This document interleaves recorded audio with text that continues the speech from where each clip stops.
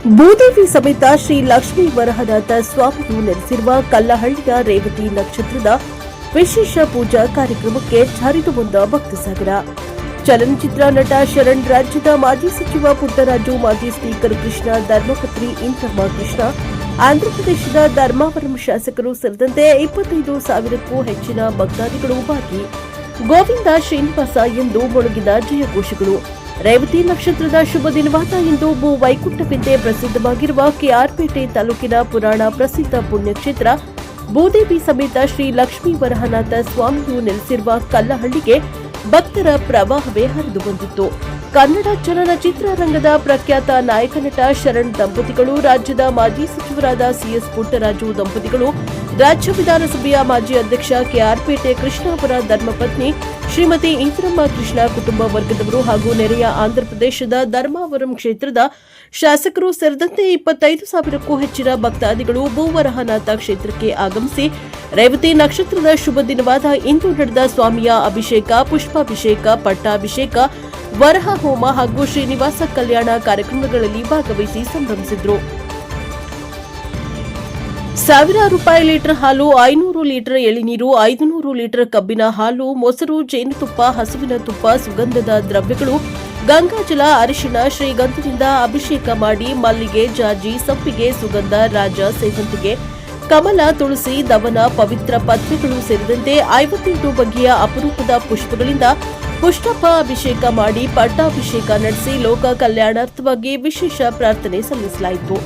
ಭೂದೇವಿ ಸಮೇತ ಶ್ರೀ ಲಕ್ಷ್ಮೀ ವರಹನಾಥ ಕಲ್ಲಹಳ್ಳಿ ದೇವಾಲಯದ ವ್ಯವಸ್ಥಾಪನಾ ಸಮಿತಿ ಸಂಚಾಲಕ ಡಾ ಶ್ರೀನಿವಾಸ್ ರಾಘವನ್ ಮಾತನಾಡಿ, ದುಷ್ಟ ಹಿರಣ್ಯಾಕ್ಷನನ್ನ ಸಂಹರಿಸಿ ಭೂದೇವಿಯನ್ನ ಸಂರಕ್ಷಣೆ ಮಾಡಿ ರಸತಳದಿಂದ ತಂದು ಸ್ವಸ್ಥಾನಕ್ಕೆ ತಂದು ನಿಲ್ಲಿಸಿದ ಮುಹೂರ್ತವು ರೇವತಿ ನಕ್ಷತ್ರವಾದ್ದರಿಂದ ರೇವತಿ ನಕ್ಷತ್ರದ ಶುಭ ದಿನವಾದ ಇಂದು ಈ ಹಿಂದೆ ದೇವಾನುದೇವತೆಗಳು ಸಂಭ್ರಮಿಸಿದ ಕ್ಷಣವನ್ನ ಭಕ್ತರ ಸಮಕ್ಷಮದಲ್ಲಿ ವಿಶ್ವದಲ್ಲಿಯೇ ಅಪರೂಪದ್ದಾಗಿರುವ 17 ಅಡಿ ಎತ್ತರದ ಸಾಲಿಗ್ರಾಮ ಶ್ರೀಕೃಷ್ಣ ಶಿಲೆಯ ಮೂರ್ತಿಗೆ ಅಭಿಷೇಕ ಮಾಡಿ ಪಟ್ಟಾಭಿಷೇಕ ಮಾಡಿ ಲೋಕ ಕಲ್ಯಾಣಾರ್ಥವಾಗಿ ವಿಶೇಷ ಪೂಜೆ ಸಲ್ಲಿಸಿ ಪ್ರಾರ್ಥಿಸಲಾಗುತ್ತದೆ. ಬೇಡಿ ಬಂದ ಭಕ್ತರ ಆಸೆ ಆಕಾಂಕ್ಷೆಗಳು ಹಾಗೂ ಅಭಿಷ್ಟಗಳನ್ನು ಈಡೇರಿಸಿ ಕರುಣಿಸಿ ಆಶೀರ್ವದಿಸುತ್ತಿರುವುದರಿಂದ ಶ್ರೀ ಕ್ಷೇತ್ರಕ್ಕೆ ಆಗಮಿಸುವ ಭಕ್ತರ ಸಂಖ್ಯೆಯು ದಿನದಿಂದ ದಿನಕ್ಕೆ ಹೆಚ್ಚಾಗುತ್ತದೆ.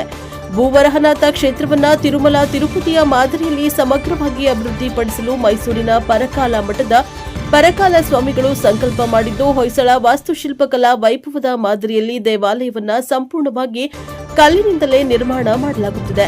ದೇವಾಲಯದ ಸುತ್ತಲೂ 4 ದಿಕ್ಕುಗಳಲ್ಲಿ 56 ಅಡಿ ಎತ್ತರದ ರಾಜ ಗೋಪುರಗಳನ್ನು ನಿರ್ಮಾಣ ಮಾಡಲಾಗುತ್ತಿದ್ದು, 3ನೇ ಪ್ರಕಾರದಲ್ಲಿ 176 ಕಾಲುಗಳು, ಬೃಹತ್ ಮುಖಮಂಟಪ ಹಾಗೂ 186 ಅಡಿ ಎತ್ತರದ ಬೃಹತ್ ರಾಜ ಗೋಪುರವನ್ನ ನಿರ್ಮಾಣ ಮಾಡಲಾಗುತ್ತದೆ.